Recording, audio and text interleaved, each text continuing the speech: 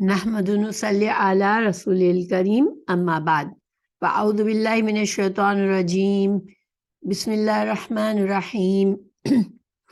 ہم قرآن مجید کی تفسیر کر رہے ہیں، سورہ البقرہ کی آیت نمبر 84 پر پہنچے ہوئے ہیں۔ ہم شروع کرتے ہیں۔ اعوذ باللہ من الشیطان الرجیم بسم اللہ الرحمن الرحیم۔ وَإِذْ أَخَذْنَا مِيثَاقَكُمْ لَا تَسْفِكُونَ دِمَاءَكُمْ وَلَا تُخْرِجُونَ أَنفُسَكُمْ مِنْ دِيَارِكُمْ ثُمَّ أَقْرَرْتُمْ وَأَنْتُمْ تَشْهَدُونَ۔ اور جب ہم نے تم سے وعدہ لیا کہ آپس میں خون نہ بہانا، قتل نہ کرنا اور آپس والوں کو جلا وطن نہ کرنا، تم نے اقرار کیا اور تم اس کے شاہد بنے۔ اس کا مطلب کیا ہوتا ہے؟ جب، لیکن اصل میں یہاں پہ کچھ چھپا ہوا ہوتا ہے، یاد کرو جب، ٹھیک ہے؟ یہ پورا اس کا مفہوم ہوتا ہے۔ کسی ماضی میں کوئی بات ہوئی ہوتی ہے، اس کی طرف اشارہ کرنے کے لیے عید ڈالتے ہیں، اور اس کا مفہوم کیا ہوتا ہے؟ یاد کرو جب یہ ہوا تھا۔ تو جب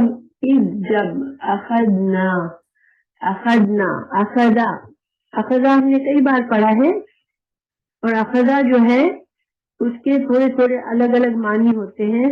کبھی بنا لیا بھی اس نے پڑھا ہے ہم نے اس کا مطلب، اور کبھی ہم نے اس کا مطلب پکڑ لیا بھی کیا ہے۔ تو لینا، تو اس کے نا معنی جو ہے تھوڑے تھوڑے چینج ہوتے رہتے ہیں، ڈیپینڈ کرتا ہے کہ کس سچویشن میں استعمال ہوا ہے۔ اس کا روٹ ورڈ ہے امزا خا را۔ تو اس کے معنی احاطہ کرنا، مواخذہ کرنا، اللہ کی پکڑ کو بھی کہتے ہیں، قبول کرنا، بنا لینا، یہ سارے معنی اس کے آتے ہیں۔ مختلف اوقات پر ہم نے یہ معنی پڑھے ہیں۔ تو یہ جب جس طرح سے ہم کوئی بات پڑھ رہے ہوتے ہیں تو اس سے ہمیں اندازہ ہوتا ہے کہ یہاں پر یہ معنی فٹ آئے گا، ٹھیک ہے؟ کچھ ایسے الفاظ ہوتے ہیں عربی میں جن کے معنی ڈپینڈ کرتا ہے ان کے ماحول سے کہ کس ماحول میں کس طرح استعمال ہوئے، تو الفاظ تھوڑے سے معنی بدل جاتے ہیں۔ تو اذ اخذنا، جب لیا، یہاں پر لیا کے معنی میں، وعدہ لینے کے معنی میں، اخذنا ہم نے کا معنی کہاں سے آیا ہے؟ اخذا کا معنی لیا، نا کا مطلب ہم نے، جب ہم نے لیا میثاقکم، میثاق بھی آپ نے کئی بار پڑھ لیا ہے، وثاقہ سے ہے، واو تا قاف، وثاقہ مضبوط، کسی چیز کو مضبوط کرنا۔ تو میں وثوق سے بات کرتا ہوں، تو اس کا مطلب کیا ہوتا ہے کہ میں پکی بات ہے، مجھے پورا یقین کے ساتھ بات کرتا ہوں۔ تو میثاق کا مطلب پکا عہد، جس کو جیسے کسی سے وعدہ لینا، پکا قسم کر کے، قسم سے لے کر وعدہ کرنا، پکا وعدہ کرنا تاکید کے ساتھ۔ تو جب لیا ہم نے میثاق تم سے ہم نے پکا عہد لیا، لا نہیں، کس چیز کا عہد لیا تھا؟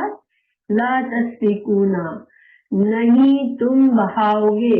تم کا معنی کہاں سے آیا؟ یہ تا سے، تم، یہ پہلے مضارع ہے، اور واو نون کا مطلب جمع ہے، یعنی کہ یہ سارے لوگوں سے بات ہو رہی ہے، یہ بنی اسرائیل سے بات ہو رہی ہے۔ نہیں تم بہاؤ گے، لا تسفکون، نہیں تم بہاؤ گے۔ سفقہ سین فا قاف، ہم اردو میں بھی کہتے ہیں سفاق قاتل جو بہت بے رحم قاتل ہو، جو خون بہانے والا، اس کو سفاق، بڑی سفاقی سے وہ خون بہاتا ہے۔ تو خون بہانے کے معنی میں آتا ہے سفقہ۔ جب تم نہیں بہاؤ گے دماءکم، دماء دم کی جمع ہے، اور دم آپ کو پتہ ہے ہم جب حج عمرہ کے لیے جاتے ہیں تو دم دینا پڑتا ہے۔ جب انسان سے غلطی ہو جاتی ہے تو اس کو دم دینا پڑتا ہے۔ اس دم کا کیا مطلب ہوتا ہے کہ ایک جانور کا خون بہانا پڑتا ہے، ایک جانور کو قربان کرنا پڑتا ہے، اس لیے دم کہتے ہیں۔ تو دم کی جمع دماؤ، دم کا معنی خون، اور یہ جمع ہے اس کی، دماءکم، اپنے خون، جب ہم نے تم سے وعدہ لیا کہ تم اپنے خون نہ بہاؤ گے، تو اس کا مطلب اپنے خون نہ بہاؤ گے کہ کیا مطلب ہے کہ اپنے لوگوں کا، اپنے جو دوسرے بنی اسرائیل ہے، جو اللہ کے ماننے والے اور بھائی ہیں تمہارے، تم ان کا خون نہیں بہاؤ گے، ولا اور نہ تخرجونا، نہ تم نکالو گے، خرجہ سے ہے خارج ہونا، اردو میں بھی ہم کہتے ہیں خارج ہونا یعنی کہ باہر نکلنا، تخرجونا تم نکالو گے، انفسکم اپنی جانوں کو، یہاں پر ہونا چاہیے تھا انفسہم ان لوگوں کو، ان کی جانوں کے، ان کو نہ نکالو گے تم، ان نفوس کو، ان لوگوں کو نہ نکالو گے، لیکن اپنے لوگوں کو نہ نکالو گے، تم اپنے نفسوں کو نہ نکالو گے۔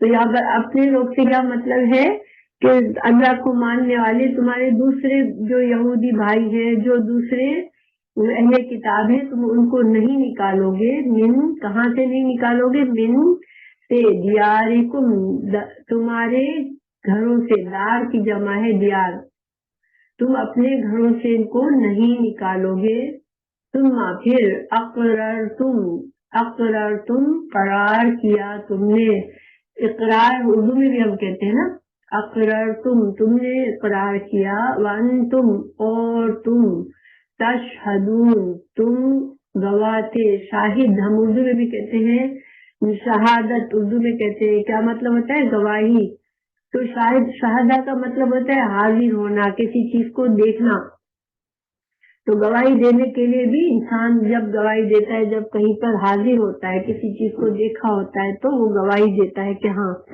یہ چیز صحیح ہے، یہ ایسا ہی ہے، تو تم گواہی دیتے ہو، تو اس کا کیا مطلب ہے تم گواہی دیتے ہو، اس کا مطلب یہ ہے کہ تم تو تورات میں پڑھتے ہو یہ حکم، اور تم کو پتا ہے کہ یہ بات سچی ہے، تم سے اللہ تعالیٰ نے یہ تورات میں وعدہ لیا ہوا ہے، تورات میں تم کو یہ حکم دیا ہوا ہے کہ تم اپنے آپس میں ایک دوسرے کا قتل بھی نہیں کرو گے، اور جب ایک دوسرے کے گھروں سے بھی زیادتی کر کے نہیں نکالو گے، یہ تم کو پتا ہے، یہ احکامات تم سے لیے گئے ہیں۔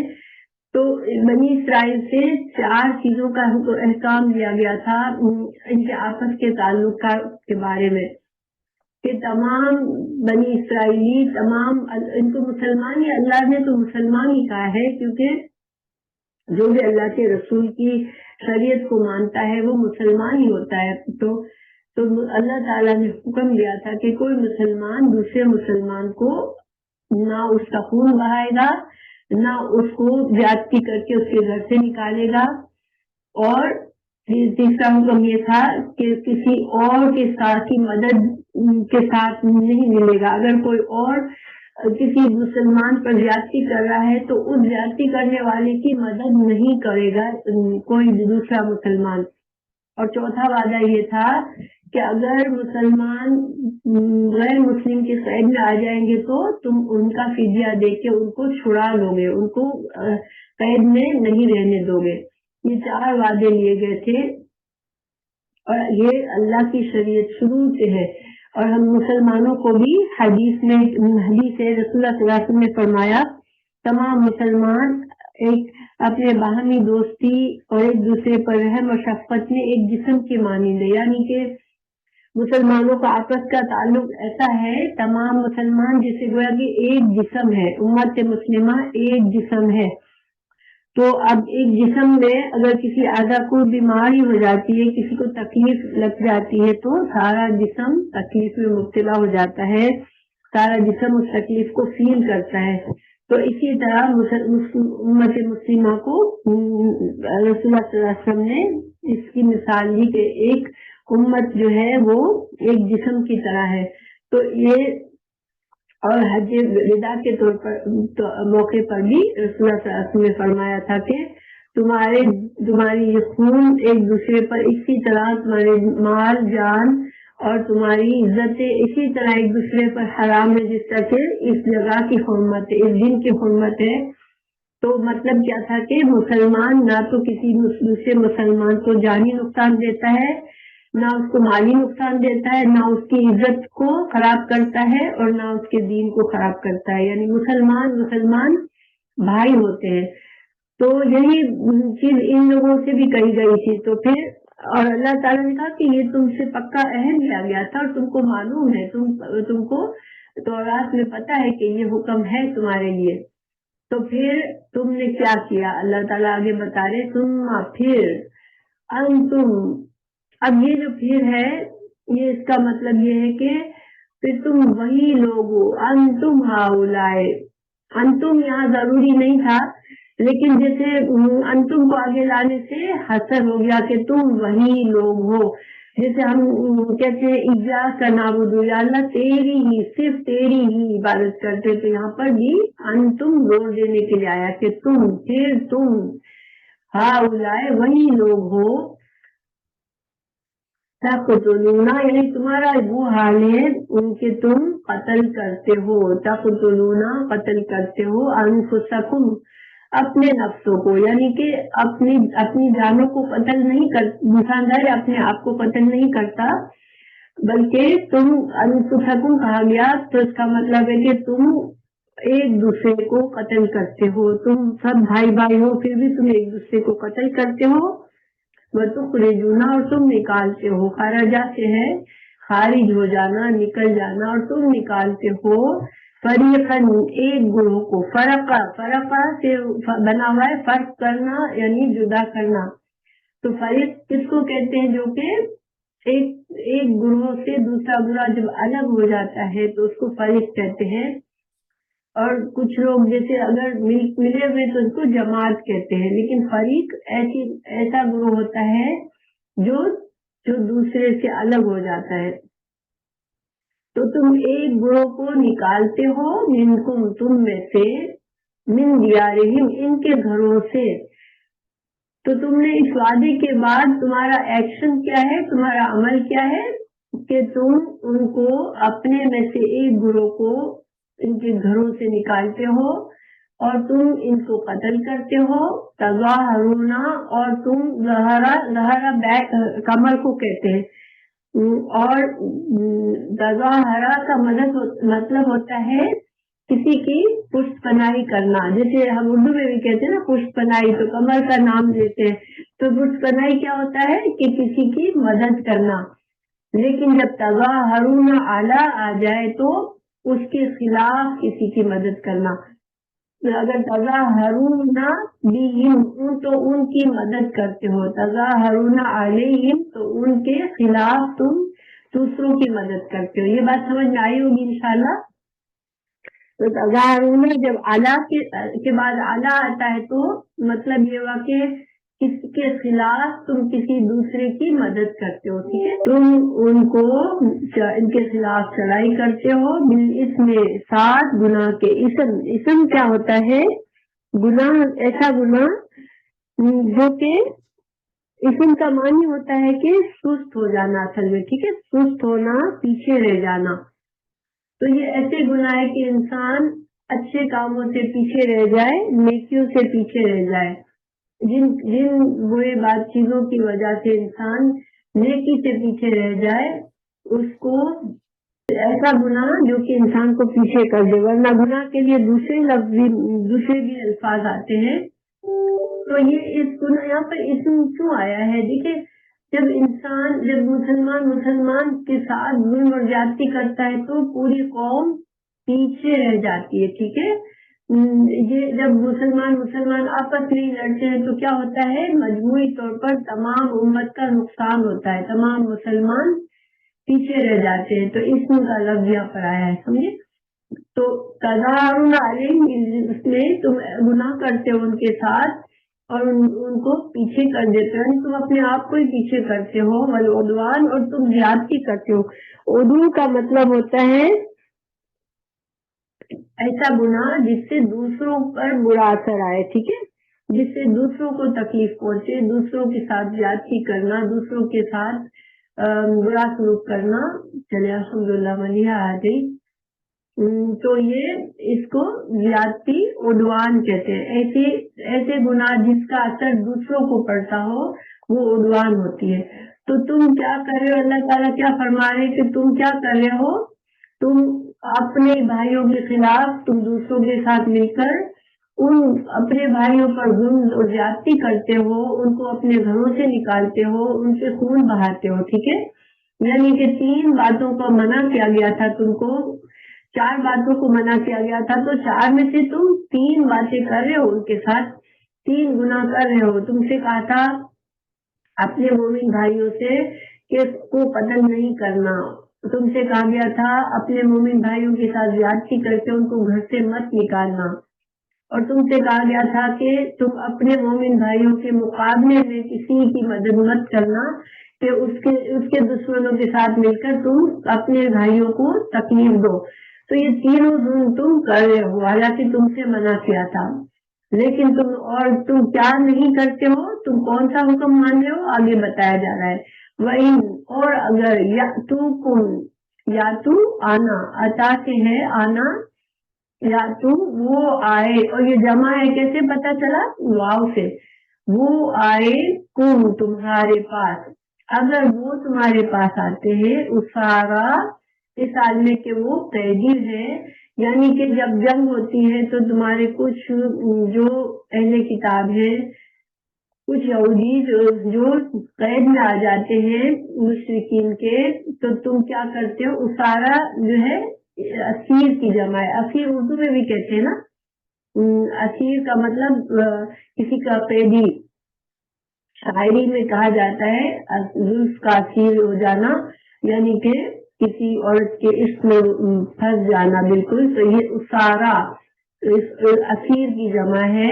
اسارا جب قیدی بن کر جب آتے ہیں تو پھر تم کیا کرتے ہو؟ تو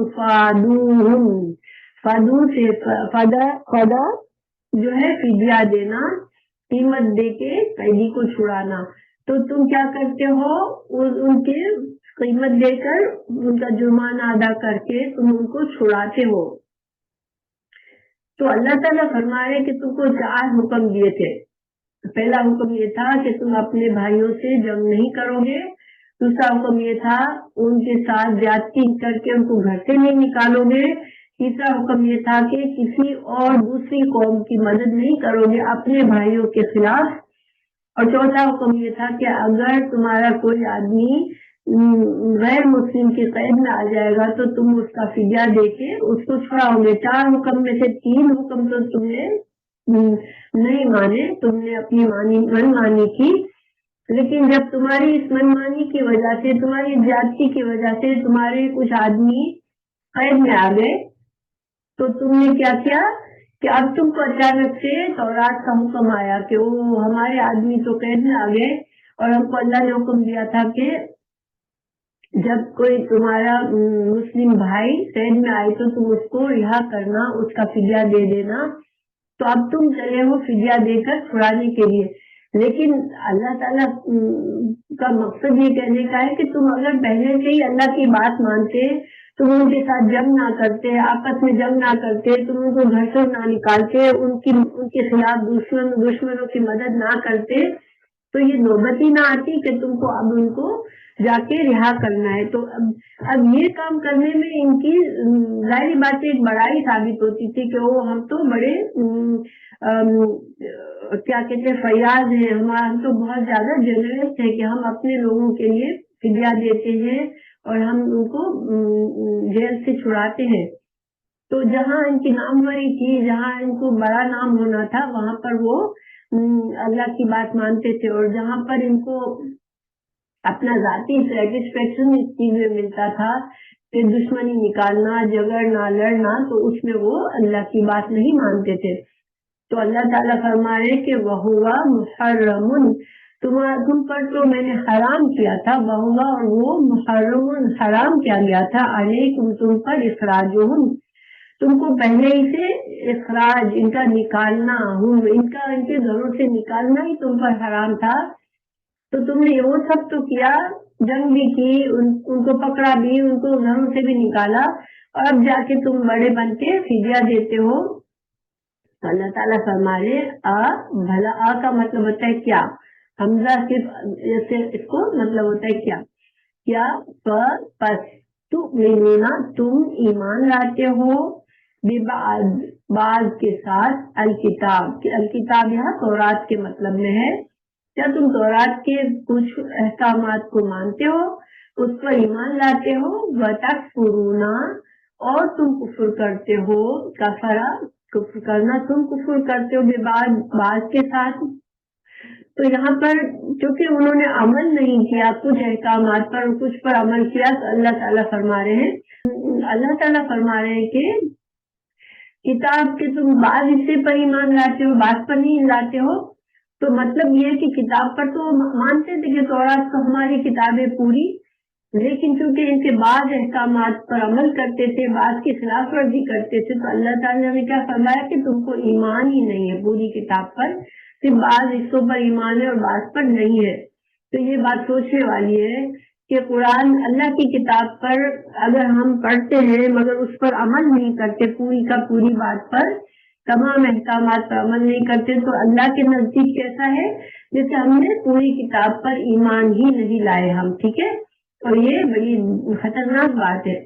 तो अल्लाह ताला फरमा रहे हैं कि तुमने तो पूरी किताब पर ईमान ही तुम्हारा नहीं था, तुम तो कुफ्र कर रहे थे बाद चीजों के साथ और बाद पर ईमान लाते थे।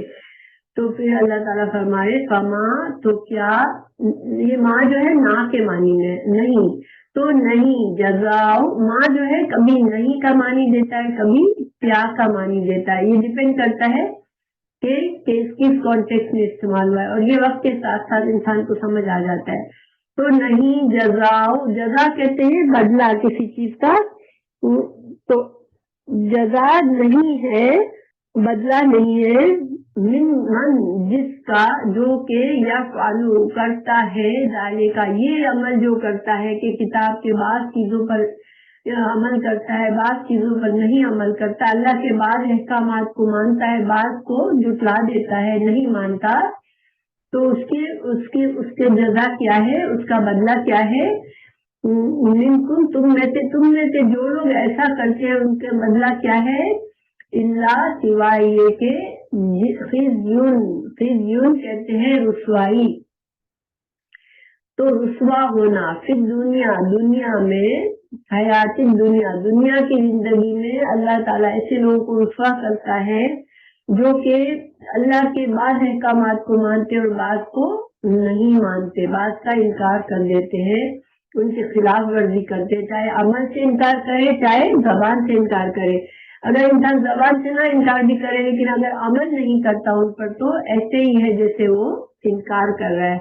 तो फिर ऐसे लोगों की सजा क्या है कि दुनिया में उसे रुसवाई मिलती है, वह यौमल क़यामत, और क़यामत के दिन, युरद्दूना, वो लौटाए जाएंगे, इला तरफ, अशद्दी, अशद जो है अकबर के वजन पे है, अशद का मानी है, इसमें तब्दील है, ये इसमें मुकाबला होता है, तो ये शदीद तरीन, अशद्दील आज़ाब, शदीद तरीन आज़ाब आखिरत में इसको मिलेगा। यानी कि देखिए ये बहुत बड़ी डरने वाली बात है, ठीक है, कि अल्लाह के बाद अहकामात को मानना, बात को ना मानना, इसकी सजा यहाँ बता दी गई कि दुनिया में भी अल्लाह ऐसे लोगों को रुसवा करता है और क़यामत के दिन शदीद अज़ाब भी मिलेगा उसको। अल्लाहु, और नहीं है अल्लाह बेगाफिलिन, गाफिल, अम्मा, अन और माँ, दो अल्फाज हैं, अन से माँ जो, दामनून तुम अमल करते हो। अल्लाह ताला का यहाँ ये कहना कि अल्लाह गाफिल नहीं है जिससे तुम अमल करते हो, तो मतलब क्या है कि तुम समझते हो, जब तुमने 3 अहकामात की खिलाफ वर्जी की, चौथे पर अमल किया और तुम बड़े खुश हो गए कि ओह तुम तो बड़े पाकबाज लोग हो, तुम बड़े किताब के मानने वाले हो, तो ये तो तुम्हारी खाम ख्याली है, क्योंकि अल्लाह गाफिल नहीं है। जो तुमने 3 चीजों की तरफ से तो तुमने मुंह मोड़ लिया, चौथा काम कर लिया और तुम खुश हो गए कि हम बड़े दीनदार लोग हैं, लेकिन अल्लाह ताला कोई गाफिल नहीं है जो तुम अमाल करते हो। अभी आयत का कुछ पस मंजर है, ठीक है, इसकी कुछ हिस्ट्री है कि ये आयत क्यों आई। तो इसमें खुलासा इसका क्या है कि नबी सल्लल्लाहु अलैहि वसल्लम के जमाने में जब रसूलुल्लाह सल्लल्लाहु अलैहि वसल्लम जब मदीना तशरीफ ले गए हिजरत करके, तो वहां पर 3 قبائل یہودیوں کے موجود تھے اور 2 قبائل مشرکین عرب کے تھے. ٹھیک ہے. تو جو یہودیوں کے قبائل تھے ان کے نام تھے بنو قینقاع، بنو نذیر اور بنو قریظہ.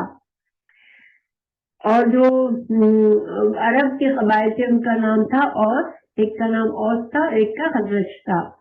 اچھا، اوس اور خزرج جو تھے ان کے درمیان ایک پرانی دشمنی کی وجہ سے جنگیں ہوتی رہتی تھی. ٹھیک ہے. مسلسل تھوڑے دن کے بعد پھر جنگ چھڑتی تھی، تھوڑے دن کے بعد پھر جنگ چھڑتی تھی. ایک پرانی دشمنی تھی جو ان 2 قبائل کے اندر چلی آ رہی تھی، جو کہ جنریشن سے جنریشن چلی آ رہی تھی. ہر تھوڑے دن کے بعد ان میں جنگ ہو جاتی تھی.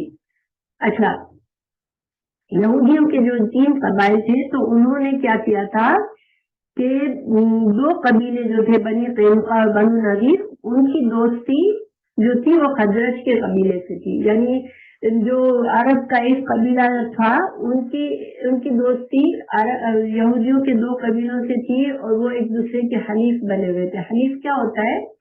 حلیف مطلب حلف اٹھانا کہ تمہاری کسی سے جنگ ہوگی تو میں تمہارا ساتھ دوں گا. یعنی کہ یہ پرانا سسٹم تھا، حلف بنا لیتے تھے. یہاں بھی آج کل یہ allies کہتے ہیں نا کہ ہمارے allies یہ ہیں، ہمارے allies یہ ہیں. آپ کو پتہ ہے جنگ عظیم ہوئی تھی تو جب یہاں پر جب ہم نے دیکھا تھا کہ بہت سے ممالک ایک دوسرے کے ساتھ گروپ بن گئے تھے تو یہ حلیف، ان کو حلیف کہتے ہیں. تو یہ سسٹم تھا ان کا بھی کہ بنو قینقاع اور بنو نذیر 2 یہودی قبیلے جو تھے وہ عرب کے خزرج قبیلے کے دوست حلیف تھے. اور جو دوسرا ایک قبیلہ تھا، تیسرا قبیلہ جو بنو قریظہ کا تھا وہ عرب کے اوس قبیلے سے حلیف تھا. اب یہ اوس اور خزرج کی جنگ چھڑتی تو یہ یہودی بھی اپنے حلیف قبیلے کی طرف سے لڑنے کے لیے نکل آتے تھے. پھر ظاہری بات ہے کہ وہ یہودی کو مار رہے تھے، بیکاز کچھ یہودی اس فوج میں تھے، کچھ یہودی اس فوج میں تھے. تو وہ ایک دوسرے کو مارتے تھے، ان کے ساتھ زیادتی کرتے تھے، ان کے گھروں سے نکالتے تھے. جو غلبہ پا لیتا تھا وہ ان کے گھر بار چھین کر ان کو بے گھر کر دیتا تھا، ان کو قیدی بنا لیتا تھا. اب جب قیدی بن جاتے تھے تو پھر یہودی کیا کہتے تھے آپس میں کہ یہ تو ہمارا یہودی بھائی ہے اور ہمیں تو تورات میں کہا ہے کہ یہودیوں کو تم قید سے چھڑا لو. تو وہ جا کے فدیہ جمع کر کے ان کو قید سے نکلواتے تھے.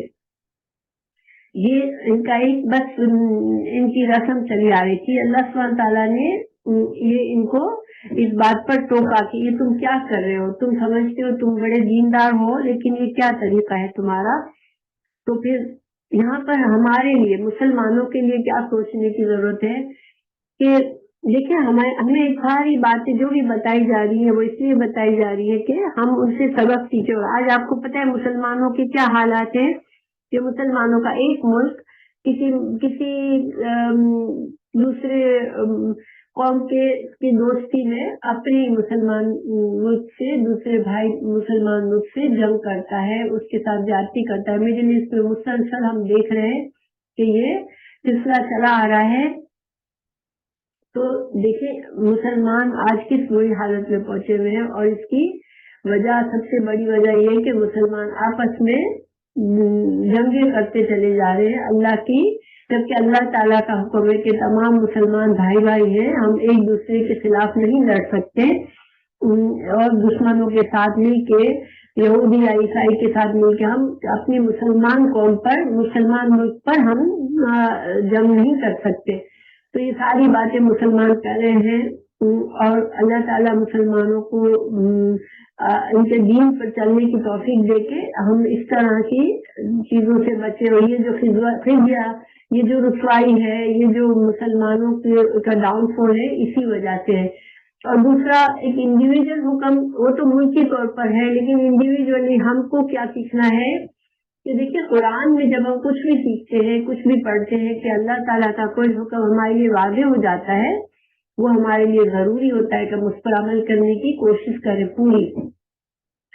حدیث سے کوئی ہمیں فرض بات پتہ چل گئی، ہمیں یہ کام کرنے کا ہے تو ہمیں اس پر عمل کرنا ہے. صحیح حدیث ہو یا قرآن ہو، ہمیں دین کو پوری طرح سے عمل کرنے کی کوشش کرنی ہے. آج ہم مسلمان اگر ہم اپنی زندگی کو دیکھیں، ہر انڈیویجول اگر دیکھیں تو کتنی باتیں جو ہم دین کے مطابق نہیں کر رہے، ہم اس کے بارے میں غور بھی نہیں کرتے کہ ہم کیا کر رہے ہیں، کیا ہم اللہ کے پورے دین کو مان رہے ہیں یا نہیں مان رہے، کیا ہم کو دیکھ کے لوگوں کو فوراً پتہ چلتا ہے کہ یہ مسلمان ہے، ان کا طور طریقہ، رہنا سہنا، بات، اخلاق، ہر چیز مسلمان کی طرح ہے، کیا ہم پہچان سکتے ہیں؟ ہمیں ہر انسان، ہر مسلمان کا اخلاق وہ بہترین اخلاق نظر آتا ہے جو ایک مسلمان کا ہونا چاہیے، ہر مسلمان کا حلیہ ایسا نظر آتا ہے جیسا اللہ نے اس کو حکم دیا ہے کہ تمہیں ایسا اپنے آپ کو ایسا حلیہ رکھنا ہے، ایسے کپڑے پہننے، ایسا جسم رکھنا ہے. کیا یہ تمام باتیں ہم مان رہے ہیں؟ اور قرآن و حدیث کے ہر حکم کو ماننے کی پوری کوشش کرنا، یہی ہمارے لیے بہتری کا ذریعہ ہے.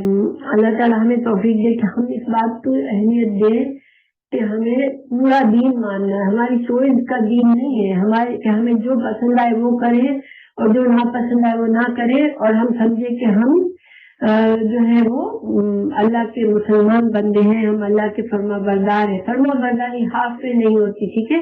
یہ آیت ہمیں یہ سکھاتی ہے، اور یہ بہت اہم بات ہے کہ ہمیں اس پر غور کرنا ہے اور اپنے اوپر نظر رکھنی ہے کہ ہم کیا کر رہے ہیں. پھر اللہ تعالیٰ اگلی آیت میں بتا رہے ہیں اولئک، یہی لوگ، الذین، یہ وہ لوگ ہیں، اشتروا کے لفظ کئی بار آیا ہے. اشتروا کے معنی ہوتا ہے اصل میں ایک چیز کو لے کے دوسری لے لینا. جیسے ہم پیسے دے کے کچھ خریدتے ہیں تو ہمیں وہ چیز ہمیں چاہیے ہوتی ہے تو ہم کیا کرتے ہیں کہ ہم اپنے پیسے ترجیح کرتے ہیں، ہم اپنے پیسے اس شخص کو دے دیں اور چیز خرید لیں، ٹھیک ہے. تو یہاں پر انہوں نے کیا ترجیح دی کہ انہوں نے اشتروا حیات دنیا، انہوں نے ترجیح کیا دی؟ زندگی کی، دنیا کی زندگی کو ترجیح دی انہوں نے، بالآخرہ، آخرت کے بدلے میں.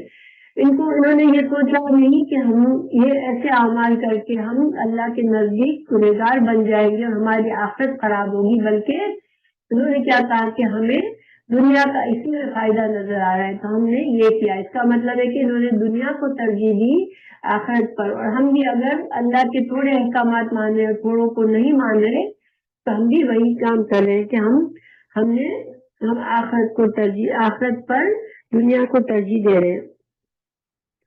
تو اللہ تعالیٰ فرما رہے ہیں کہ فلا تو نہ یخفف، ہلکا کیا جائے گا. خفیف سے ہے، خفیف کا مطلب ہلکا ہونا، نہ ہلکا کیا جائے گا. عنہم، ان سے، العذاب، عذاب کو ان سے ہلکا نہ کیا جائے گا. ولا ہم ینصرون، اور نہ وہ ینصرون، مدد کیے جائیں گے. یعنی کہ آخرت میں ایسے پھنسے ہوئے ہوں گے کہ نہ وہ اندر جہنم میں اندر ان کا عذاب کم کیا جائے گا اور نہ کوئی جہنم کے باہر سے آ کر ان کی مدد کرے گا. ان کے لیے نہ کوئی مددگار ہوگا جو ان کو جہنم سے نکالے، کہ کوئی شفاعت کر دے، کوئی ولی، کوئی پیر، کوئی آ کر ان کو ہے کہ نہیں بھائی یہ ہمارا خاص بندہ تھا اس کو چھوڑ دیں. نہیں، باہر سے کوئی نہیں آئے گا مدد کرنے کے لیے.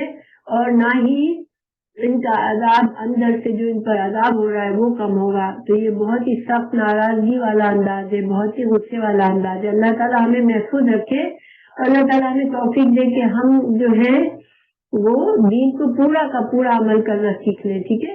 اس لیے کہ ہمیں بعض اوقات ہم سمجھتے نہیں ہیں، ہم اتنا غور و فکر نہیں کرتے اور ہم دین سے بس ہم نماز تو پڑھ رہے ہیں، ہم تو ٹھیک ہے، ہم تو بخشائے ہوئے، ہم کلمہ پڑھنے والے ہیں. نہیں، ہمیں دین کو اچھی طرح سے سیکھنا بھی ہے، اس پر عمل بھی کرنا ہے انشاءاللہ، تاکہ ہم آخرت کے لیے چانس نہ لیں کوئی بھی.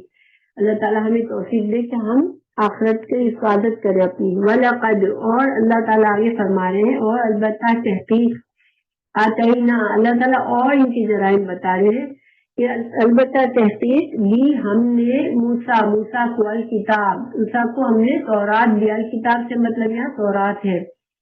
وقفینا، اور قص کہتے ہیں گردن کے پیچھے جو حصہ ہوتا ہے بدھی، اس کو کہتے ہیں.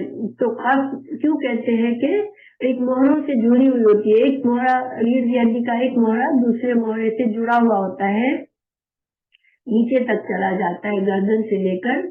تو اسی طرح اللہ تعالیٰ فرما رہے ہیں کہ پے در پے قف، جس طرح ریڑھ کی ہڈی ہوتی ہے ایک تھوڑا دوسرے کے بعد آتا ہے، اسی طرح ہم نے پے در پے ایک کے بعد ایک ہم نے من بعد موسیٰ کے بعد اللہ تعالیٰ نے پے در پے بھیجے رسولوں کو.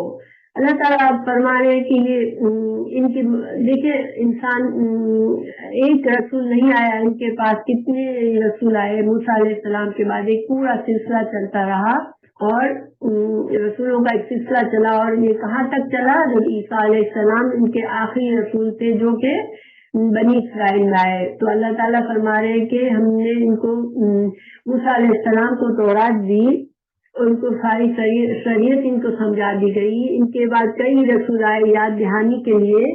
عیسیٰ علیہ السلام کو بھیجا گیا آتینا عیسیٰ ابن مریم، اور عیسیٰ ابن مریم ہمیشہ عیسیٰ علیہ السلام کے ساتھ اللہ تعالیٰ ابن مریم لگاتے ہیں، یہ ان کو بتانے کے لیے کہ یہ مریم کے بیٹے تھے، ان کا کوئی باپ نہیں تھا.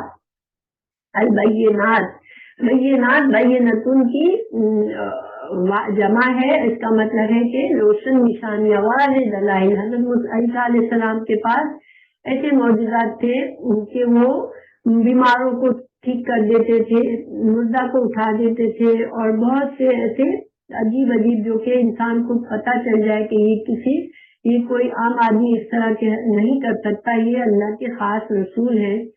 تو ان کو بڑے بڑے اللہ تعالیٰ نے معجزات دیے. وَأَيَّدْنَاهُ، اور تائید کی. ایدنا کسی کی تائید کرنا، مدد کرنا. تو اللہ تعالیٰ نے ان کی تائید کی. حضرت عیسیٰ علیہ السلام کے جو معجزات تھے وہ ان کے لیے اللہ نے ان کی مدد کی. بروح القدس، ساتھ روح القدس کے. روح القدس کا یہاں پر جبرائیل علیہ السلام ہے، اور یہ ہمیں جبرائیل علیہ السلام کو حدیث میں بھی روح القدس کہا گیا ہے. تو اس کا مطلب ہے کہ قدس پاک روح. تو قدس القدس اللہ سبحانہ تعالیٰ کا ناموں میں سے ہے. تو اللہ کی روح یعنی کہ اللہ تعالیٰ کے کلمہ کن سے پیدا ہوئے حضرت جبرائیل علیہ السلام بھی اللہ تعالیٰ کے کلمہ کن سے پیدا ہوئے تھے. اور یہ ایک عزت اور تشریف عزت کے لیے بھی ہے کہ حضرت جبرائیل کا مقام اتنا بلند تھا کہ اللہ تعالیٰ نے اپنے سے نسبت کی کہ پاک روح، اللہ کی بنائی ہوئی پاک روح. ویسے تو تمام روحیں اللہ کی بنائی ہوئی ہے، لیکن یہ حضرت جبرائیل علیہ السلام کی عزت کا اس میں اشارہ ہے کہ حضرت جبرائیل علیہ السلام کو اتنی اللہ تعالیٰ نے عزت سے کہا کہ اللہ کی پاک روح کے ذریعے حضرت عیسیٰ علیہ السلام کی مدد کی. کیونکہ حضرت جبرائیل علیہ السلام کی ڈیوٹی تھی تمام جو انبیاء تھے ان کے ساتھ ان کے پاس وہی لاتے تھے اور ان کی مدد کرتے تھے ان کے معاملات میں. تو اب یہاں پر خاص طور سے اللہ تعالیٰ نے حضرت عیسیٰ علیہ السلام کے لیے کیوں فرمایا کہ حضرت عیسیٰ علیہ السلام کی مدد کی حضرت جبرائیل علیہ السلام کے ذریعے.